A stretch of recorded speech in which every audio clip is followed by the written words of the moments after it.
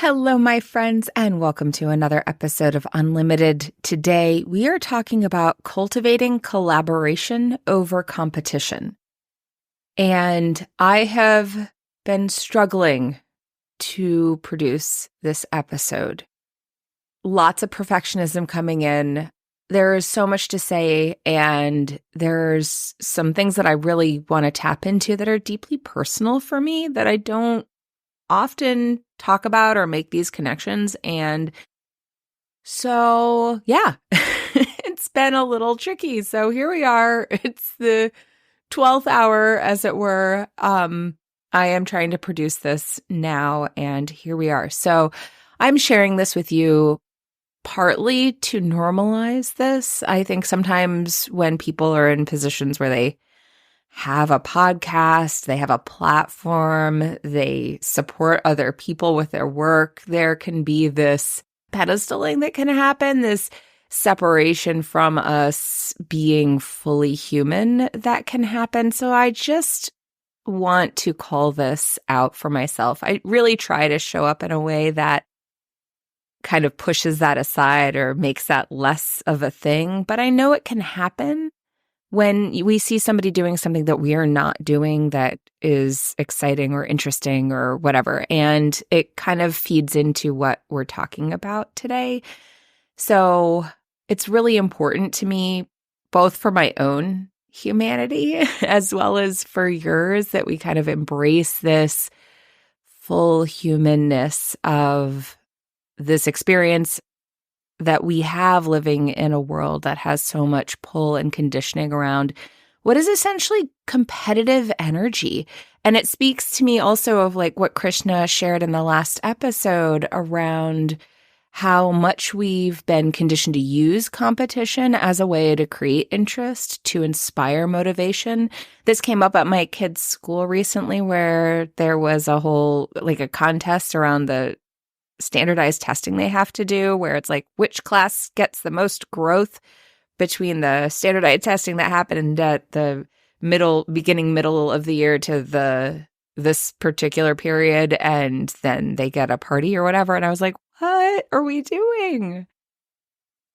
So much competition. And yet I have done this with my kids to help motivate them to get out the door. Who can get to the car first? Like, let's make it a race. Let's make it a competition because that'll make it more fun. That'll make it interesting. That'll inspire them to do the thing I need them to do right now. So, and this is not necessarily to say that it's always bad. Like sometimes it can be a competition, like when it's in a container. And I'm saying this and I'm like, I don't know. I haven't really thought a whole lot about this. I would love to hear your perspective on this. Are there places that you feel competition has value in a way that it is uplifting all the people involved? And I don't know. I think it can be handled in that way, but I'm not sure the energy is ultimately that of a competition, but more, I don't know. I haven't thought too much about this. I just brought it forward. So here we are. This is part of what I was like, editing this is going to be such a pain. But you know what? I'm going to let that go. So this is going to be interesting. I'm just showing up. I'm going to try and keep it slow for myself, keep it conversational, because I really do want to hear what your thoughts are on this topic.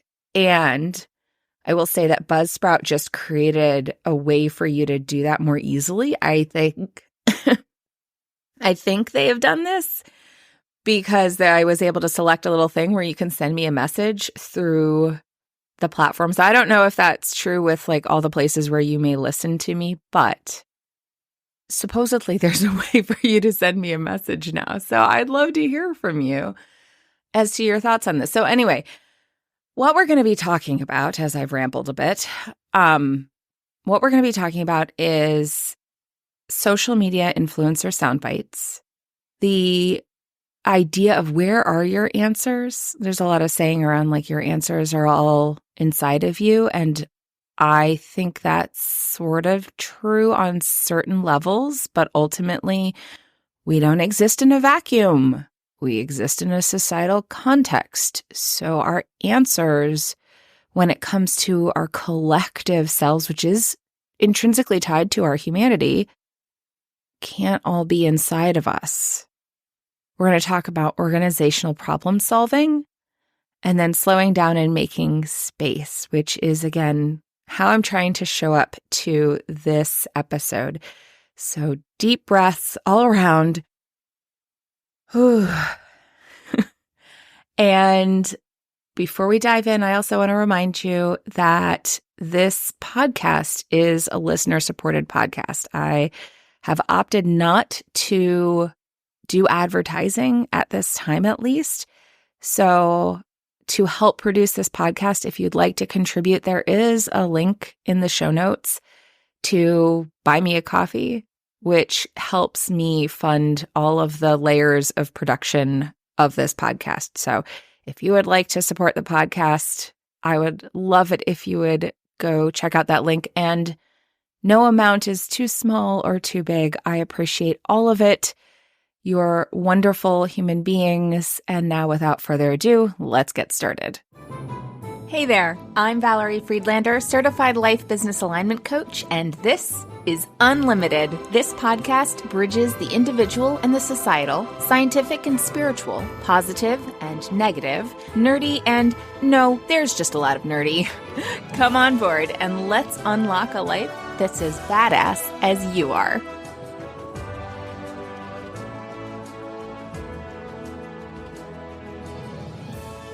So this topic was inspired by a conversation that I was having with some colleagues around social media influencers. And I also recently rewatched The Social Dilemma with my son.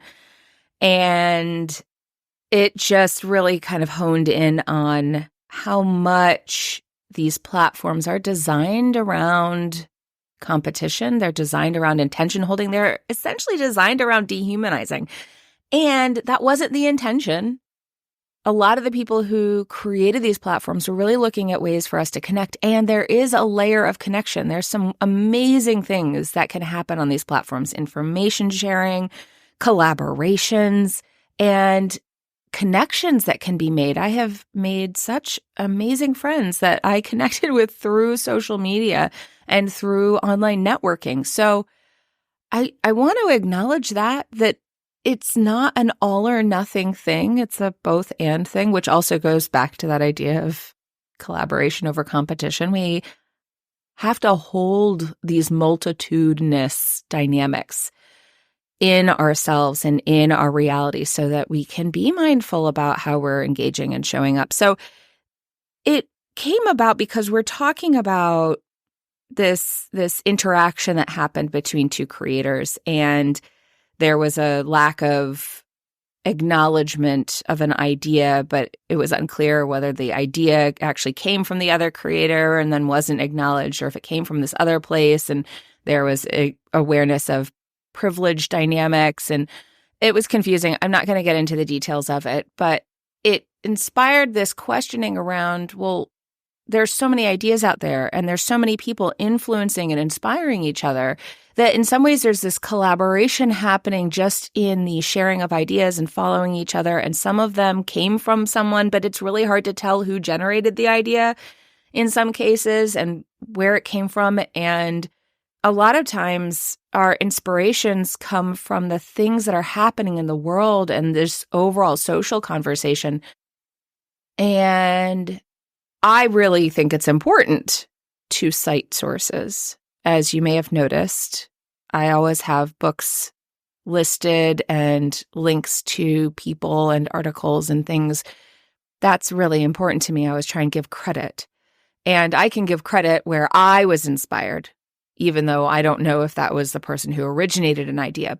And this whole conversation that's happening, whether it's intentional collaboration, like where it's direct person-to-person collaboration, or collaboration because we're talking about things and people are thinking and allowing spin-off ideas. I mean, I get inspired by conversations that happen on this walkie-talkie app called Voxer, where I'm talking to colleagues and friends. And so it's this space, though, where we see other people and there's a lack of deep connection. We only get sound bites of those people.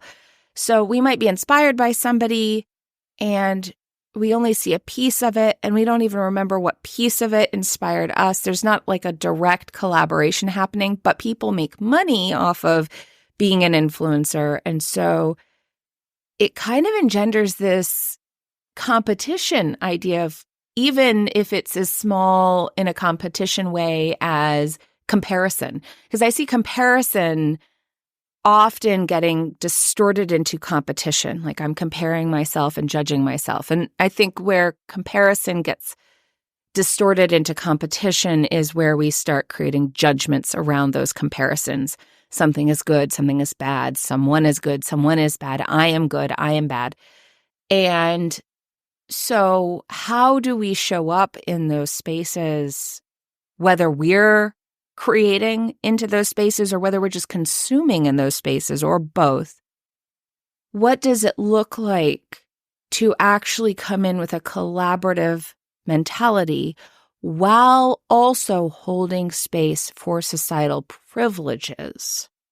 And that's important because who gets paid how much, when and where, and all the dynamics of our financial, economic spaces have a lot to do with various layers of societal privilege. So really holding space for that as we consider what is collaboration in this space versus competition. How do we remove the judgment, but also hold for accountability? Accountability is different than judgment.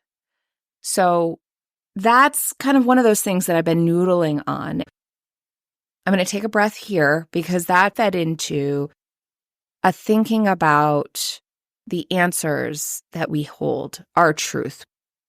We can know our truth, the truth that is inside of us, but we don't exist in a vacuum.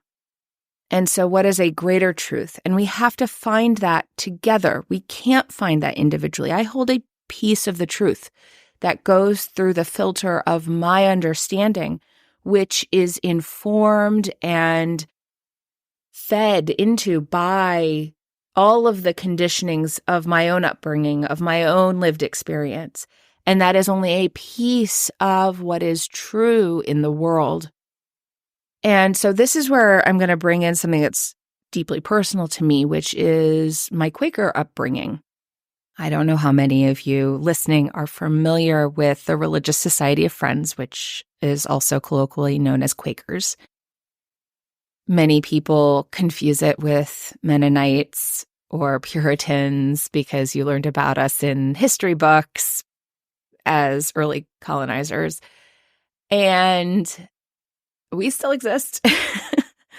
We do use electricity. Simplicity is a testimony that we have, but we don't wear plain clothes anymore. Mostly we do try and stay simpler, but I'm not going to get into the whole thing around like what it means to be a Quaker. I am still a member of a friends meeting here in Chicago. And I do want to be clear, as I talk about Quakerism, I'm not proselytizing. I'm not trying to convert anybody. I am sharing primarily around this topic because one of the things that brought me back to Quakerism that keeps me here is Quaker process. And it doesn't have to be a religious thing. There's a pamphlet that my mom recently sent me called The Atheist's Guide to Quaker Process, Spirit-Led Decisions for the Secular. And that's part of what's been inspiring me. But ultimately, it's a process. We don't have a dogma. We don't have a you have to believe this in order to be a Quaker. We have a process. And it is, I believe, a process or a way of conceptualizing, interacting, especially on a business level, that really honors humanity. And so as we have all these conversations around binaries and right and wrong, this polarization that's happening in our society and our politics that is happening through social media in a lot of ways, how do we cultivate collaboration over competition. And in Quaker Process, we are rooted in unity. Now, I don't think that Quaker Process is useful like in all the things. Like when you're talking about large organizations of people like governments, I don't think it works. But when we're talking about how we interact with each other, maybe within our own businesses, our own organizations, our neighborhoods, our communities that we're building, I think it can provide some helpful insights to how we can honor our humanity in that collaborative way. So that's why I'm sharing this. So I just want to be clear that I'm not here telling everybody to become a Quaker. That's not my purpose. And so just so that you have some background, I'm going to share from our book, Faith and Practice, of the Philadelphia Yearly Meeting of the Religious Society of Friends, the very introduction, so that I think it gives a good kind of summary grounding. It says, commitment to a life of obedience to the Spirit has been of essential importance to Friends, both as individuals and as meetings. This commitment has led us to support much that is creative in public life, education, business, and concern for the oppressed. It also has led us to oppose practices and institutions that result in violence and exploitation in the world around us. Our history, however, demonstrates that our discernment has not always been complete. We have not always been united in our perceptions of what obedience to the Spirit requires, and we have fallen into conflict and misunderstanding even amongst ourselves. Yet, out of such conflicts, painful as they have been, have come greater clarity of commitment and unity in witness. And so the Religious Society of Friends began in 1652 with an individual named George Fox. And it is kind of rooted in Christian mysticism. So the idea is of seeking truth, not knowing truth, but seeking it, always looking for that truth and listening for that of God in each person. And there are a number of us who maybe don't resonate 100% with using the word God. Many do. Whatever word that you use, it's kind of this idea that it's not really, the words aren't really important, it's the process. So listening, and you could even say for the humanity within each person, the essence, the spirit of them, the goodness in them, whatever it is, whatever word works for you. And so always showing up to interactions with that intention of listening for that in each person, regardless of whether it's there. It's not a question of whether it's there. We're listening for it. It's that process. And, in some ways that reminds me of gratitude process, right? Like you don't have to feel gratitude to utilize it as a tool. And I've talked about this before on other episodes. If you just seek it, it activates parts of your brain that help you feel more expansive so that you can seek more broad solutions. So the practice in Quakerism, when we're talking about in corporate worship, where we're all together, it's in Unprogrammed Friends, it's silent worship. So we're sitting all together listening. We're listening for the light. We're listening for God, for revelation, for whatever word works for you. We're listening, we're seeking together. And when we seek together, different voices hold different pieces of the truth that can bring us to an awareness that we didn't have as individuals. So there is a listening and an honoring of the light within. And there's a recognition that that light within alone is insufficient for how we move. So even if someone has what we call a leading, where it's like, I feel called to do a thing, it's still discerned with a group. You still have a clearness committee is what it's called. So we discern with a group because we want to make sure that we are hearing that light clearly. So there's an understanding that we need other people and we need to work together. So this is where I come into, like, your answers aren't all inside of you. They are and they aren't. It's that piece that ties us together, that unity, that humanity, if you will. And it's something that I feel like we don't really have the opportunity to connect with when we are functioning in social media and watching things in social media. We're connecting to ideas, but we're not connecting to people. And connecting to people is really where the power lies, because that's where the generativeness can come in. We're not just being talked at when we're really connecting. And so while there's a lot of value in the teaching and the things that people have to say, or there can be, it's a snippet. It's a piece. It needs to be in conversation and connection and tied to a wholeness. So that's part of what brought me to wanting to share about this, because in this pamphlet that I mentioned, there's a comment about integrity. And integrity we often think of as honesty and following through on what we say we'll do. And it's also about wholeness. If you think of math, there's integers. An integer is a whole number. Integrity, which is related to that word integer, it's about wholeness. It's about showing up in our whole selves. In this pamphlet, Selden W. Smith, who wrote the pamphlet, says, "The proven strength of Quaker spirit-led decisions comes, I believe, not from connecting to divine will, but simply from seeking it. Not because we find God, but because in looking for God, we look away from ourselves. The intention to be led is the source of our strength. Here, the unifying principle is that we trust that we are all attempting to reach beyond ourselves, our egos, our personal goals, and our pride." So holding that and our whole selves in that, so we have space to reach beyond ourselves while still holding and owning our whole selves. I'll tie those two together in a little bit, but rather than coming from that space of decision-making being this contest or battlefield, as it were, where we're coming in, it's my idea and your idea, and if they're not in agreement, then we're in a competition.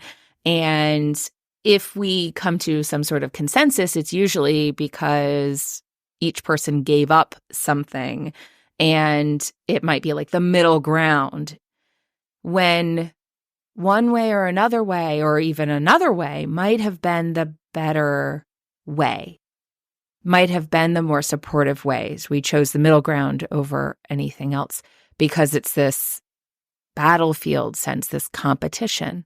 So instead of coming into a decision with that, like, I've got to convince you, we enter with the intent to submit, to seek together. The idea is that I'm coming in with my whole self, you're coming in with your whole self. We are going to be honest with one another and bring forward what we need to bring forward. And then we are going to submit to finding a way. So not submit to the other person or to, individual human beings, but to a collective way, in a way of we are intent upon helping one another.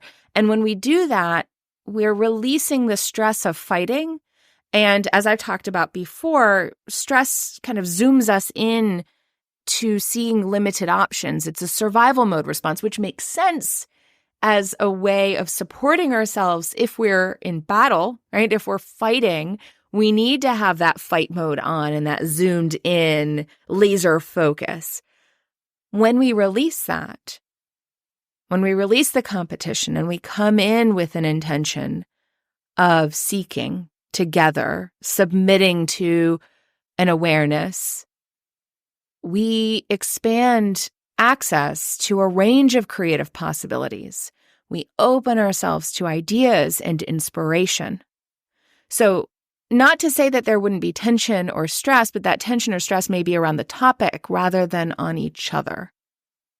The term used in a Quaker business meeting is the sense of the meeting, and seeking the sense of the meeting. So all the people present in the meeting, seeking that sense, trusts in a divine presence or something greater than ourselves that will inspire us in a third way, a way that transcends conflict. Not that it doesn't include conflict. It's not about avoiding conflict, but it's about approaching it forthrightly. That idea of integrity, filled with love and commitment to unity. So again, tension comes from the subject, not the process. The process is collaborative. The process honors each person and cares for each person, not for their idea or their way, but for them. So we're taking out the snippets and we're holding space for the whole. And part of this is giving up ownership of ideas. All ideas came into us. They weren't ours to begin with. So one could say all ideas belong to God or to the universe or to whatever speaks to you, but that it came into us. Because it came into us at some point. We were inspired by something, so it came into us. Usually based on our lived experience or based on our reading or learning or conversations. So we release ownership or connection or attachment to that and bring it forward. Now, again, I will say this is not a perfect process. We're still talking about human beings. I came back to Quakerism after being away after college for a while, partly because of this process. I was in a business meeting with another group of people that have a spiritual center, and the conflict in the process, the battlefield vibration in that space made me miss being in a Quaker meeting. And so other Quakers will laugh at this, but I came back to Quakerism for the business meeting. I mean, and you might laugh about that too, like who joined something for the business aspect of it. But the process itself feels so honoring of humanity that it was really important to me to feel like this holds space for the wholeness of each person. Even if you don't know the wholeness of each person, it holds space for that. So some of the things that Selden Smith writes about that are core to our ability to show up to this, and there's a lot more in the pamphlet, but this is where integrity comes in. It's wholeness. It permits no fractions. So you share all you know and admit what you don't know. We speak plainly with one another, which can feel a little blunt sometimes. We're not sugarcoating anything. We're just saying it. However, we do hold a lot of care and love. We overly express appreciation and care, partly to offset the plain talk that comes in. Just say what you mean what you say, but don't say it mean. That is a phrase that I've heard that kind of resonates for me. Respect, equality of respect is natural. When your tradition is to speak to that of God in each person has a light within them. We speak to that part. So that is natural to be equal. And of course, back in the 1600s, Quakers were imprisoned by the thousands for this because it issued the social class stratification stuff. And some were even executed for it. So it's so important that we were willing to give up everything to hold that respect. Has it been handled perfectly? Again, no. There's a lot of additional history with Quakerism that I am not going to get into. We've certainly committed harms, but we've also been at the forefront of a lot of social change, partly because even though our process takes a long time, which I'm going to get to in a minute, when we move powerfully because we move collectively in unity. For my fellow Lord of the Rings nerds out there, my husband has referred to us as Ents. Another integral component that Selden references is courage coupled with compassion. The courage to take a discussion to places that are difficult for us. And compassion to be able to see and hold space when we are engaging a discussion or a subject that is difficult for another or others. Because when we open ourselves up to seeking and new ways, it means that we change too. So it's not just, I want you to change, it's being willing to change. It's being willing to evolve. It's being willing to receive new information. And some of this ties into like how we engage when there are objections, because we don't all get along. We don't all agree. And so the goal of the meeting is not simply to make a choice, but to unite around that choice, the unity aspect.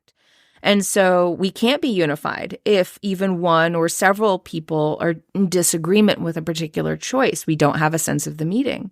And so if someone is in disagreement, the meeting has an obligation to hear the objections, to help you articulate them so that everyone can understand. And this comes into play where even one person can block action. And that's not to say that, then you're just allowed to block the action because you can. The person blocking action must endure, as Selden puts it, a barrage of loving inquiry into the deep sources of their certainty. They must share all the knowledge that leads them to their position. And if some of it is hard to put into words, the rest of the group must listen that much more carefully. A stance based on insincerity, self-advantage, or for that matter, wrong information tends to crumble under such scrutiny. It's what our tradition calls a testing of leadings. Now, if an objector has said their piece and is sure that they've been heard, if that is you, you can choose to stand aside, which basically means you're saying, despite some doubts, I trust the weight of the meeting is rightly led, and I hope my doubts will be disproved. And so the meeting can move forward. However, that person doesn't get to say, well, good luck. I was against this, so don't count on me. I'm just going to sit back and watch what happens. No, if you choose to stand aside, it means that you are trusting the decision and you are still part of. If you can't do that, then we go back to you don't stand aside. We need to still work together because this is important. Unity is the primary focal point so that each person feels heard and is heard, and that we are seeking a way together. And again, this takes time. So one of the other things is mentioned is patience. A term that we use is proceed as way opens, to acknowledge that the right course may take time to emerge. And this is essential for long-term unity. A quote again, the judicious use of silence allows the listener to really listen. There is time to compose your thoughts, and space is held for you to do so. So this goes back to that process. We call it a meeting for worship with attention to business because it is held in worshipful silence where we are seeking together. So you don't have to be figuring things out and what your rebuttal will be or what your response is going to be to come at something. Or if somebody's speaking, you're not doing something else. We are listening. And so this comes into also the mindfulness, being entirely present and fully attentive to the process is necessary for this process to work. And trust in the community as well as in oneself to speak, to share, to be open and vulnerable. Because as I mentioned, it can lead to places of self-discovery that can be difficult and also rewarding. And of course, I really super appreciate that he also listed humor because as I've mentioned before, and I don't even remember where, oftentimes when people think of healing work, they think, I'm going to have to cry. It's not always the case. Humor, laughter can actually help us expand. It can be an emotional release. And so when we can embrace humor, sometimes that laughter can open up something that helps us see a way forward. I don't know if you've ever had this experience. I know it's something that I've had where once we had laughter, once we released whatever energy that was creating some tension, and it's like, oh, well, there we go. Sometimes the humor brings us to the way forward. So while this may seem somewhat idealistic, but the traditions of the business meeting have been tested for 5 centuries and in countless situations. There are a number of organizations that are using this, that are rooted in Quaker principles, if not run by Quakers. And while there are certainly flaws in the execution, it is not always as beautifully engaged as I believe it is often written, because, humans. It's been really special and meaningful to me to be in a space where humanity is held while we strive for an answer and for a way forward. It's certainly highly influential in how I show up in my own work as a coach, but also how I strive to engage in my personal life. But beyond that, I find it to be especially powerful to do this, to work this process with a group of people, right? Like not even just one-to-one, which is hard enough. We don't do this well with each other, because to keep the status quo, this doesn't work. You can't do this and keep the status quo. Not for long, at least. So it's sticking out to me because something I've struggled with in the online business world and in parenthood and in dynamics with the school, with my kids' school and friend groups and all of that sort of thing. How do we uphold collaboration over competition? Because people say it a lot. So it's standing out to me how much we talk about collaboration over competition, but yet the energy is still competitive. I hear about it in a variety of spaces. For example, the female online entrepreneur space, where we talk about like lifting up each other and all that, but the energy still has competition. And I think some of it is tied to the scarcity dynamic that we have in our economy, the push to be in scarcity. And that makes it really hard when you feel unsafe to be in collaboration because it activates our competition. Probably because of all the conditioning around it being a competition instead of, oh, we need to connect. So when I think about disrupting that, there are a few things I think about. One is binaries. Where are we being pushed into binaries? Where are binaries being kind of held out to us? And a lot of times the spaces that we're in, the structure is designed around a binary. So looking at, is it me versus you? Is it, all the what ifs that if you do this, then what if all these bad things will happen? So you can only choose one of these two things. Where's the binary? Because when we're in binaries, that generally indicates that we're in that survival mode. I also look at where are the helpers? Mr. Rogers talked about when there's a crisis, like look for the helpers. And I don't think that it's look for the helpers to inspire me or to guide me or to lead me or anything like that. It's to connect with.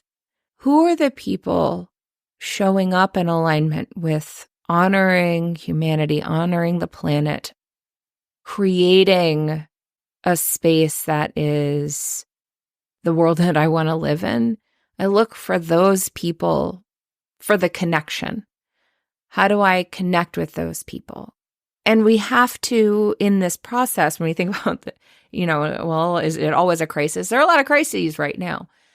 And we have to be cognizant of the spaces that we're in and what those spaces are created upon. What are the systems? What are the structures? We think about social media. The environment of social media is designed for attention capitalism. So what is that going to create? We think about public school systems. That was rooted in teaching kids to be able to do factory work. So like white supremacy, capitalism, patriarchy, all of that sort of stuff. What is the environment? So even if you want to change, we have to recognize that the foundation of it has these roots. So, if you're in the desert, you're not going to be like, just stay cool. You're going to be like, oh, I'm in a desert. What do I need to bring with me to stay cool? Who is also working to create a cool space in this desert?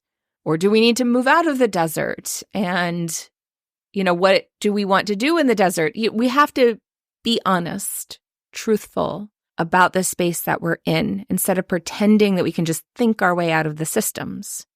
So when we're being honest about the space and then we're looking for the helpers, it's so important how we show up with those helpers. We've been conditioned around the cult of personality, so placing people on pedestals. But placing people on pedestals not only dehumanizes them, it dehumanizes us, because when we dehumanize someone else, we are dehumanizing ourselves in the process as well. We're creating the stratification. So again, going back to, how do I connect with you? How do I collaborate with you? And it might not be a direct collaboration. Again, depends on the space. It depends on the environment, depends on the purpose. But to step outside of that thinking takes intention, takes attention, takes energy.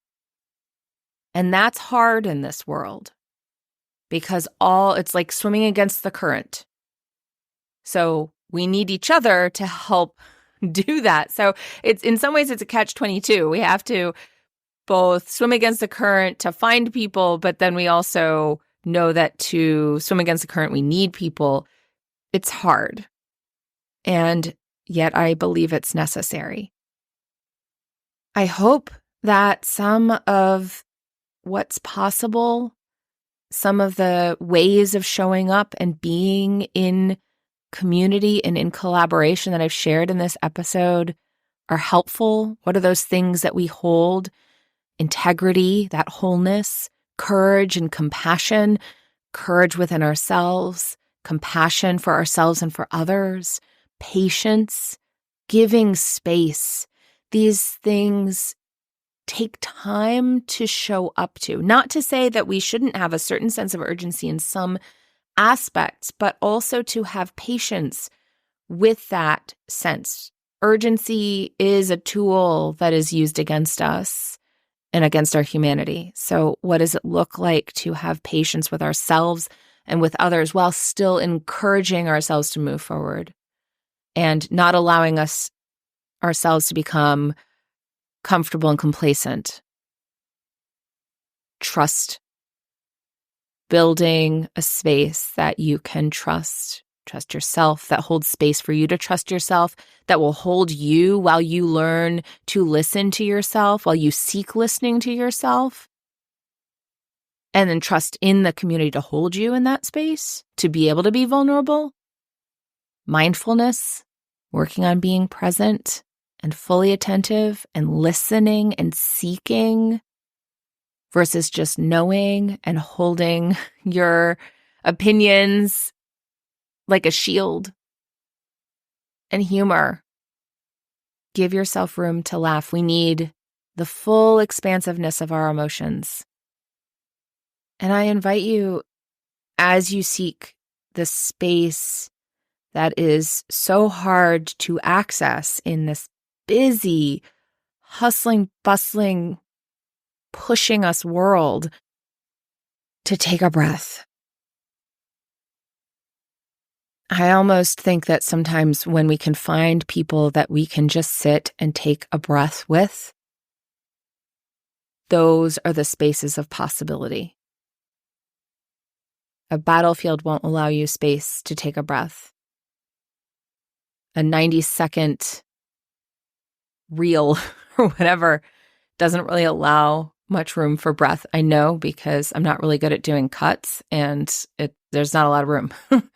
And so when you can find those spaces to take a breath, those may be the spaces to expand, the spaces with other human beings. So I invite you, as we close this episode, if you feel it available to you right now, to just take a breath with me.